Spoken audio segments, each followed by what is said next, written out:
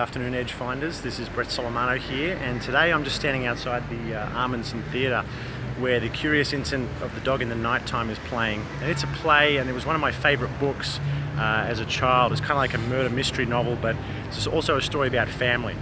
And it's a story about adventure, and it's about abrasion of people and cultures and ideas coming together, and how one teenage autistic boy or man even goes about exploring his world and interacting with it, and the challenges he faces being that internally he's very rational, but externally the world is much more emotional.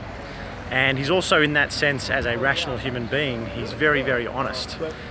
My question for you today is about honesty, because everyone loves a bit of honesty and everyone hates being lied to.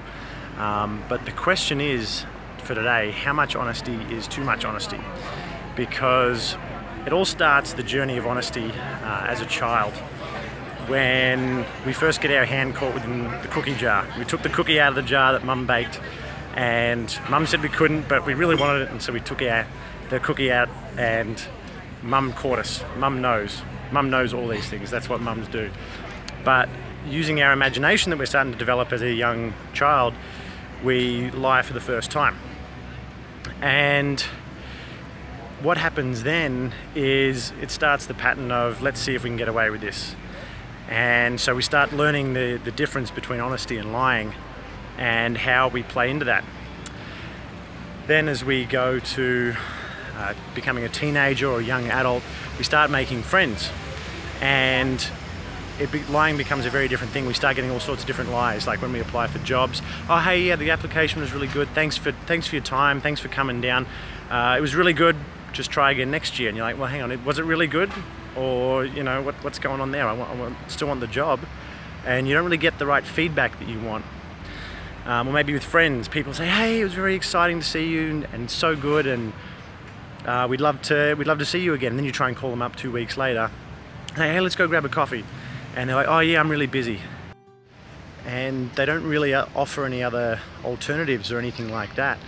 And you're like, well, hang on, did I just get lied to again? What just happened there? And you're very confused.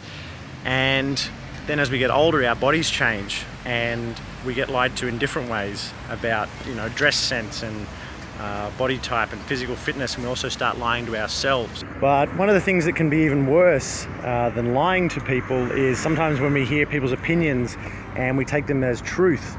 We hear stories, or we hear people's opinions or ideas about how we need to be, or how we need to act, or how we need to dress or behave, and that can be equally as hurtful for us. There's a lot of different types of lies that we get given to by our family and friends. And that's kind of where my question goes. We want the truth, but we also don't want too much of the truth too often. And so we don't want too much of a lie. We don't want too much of the truth. But there's always a sweet spot.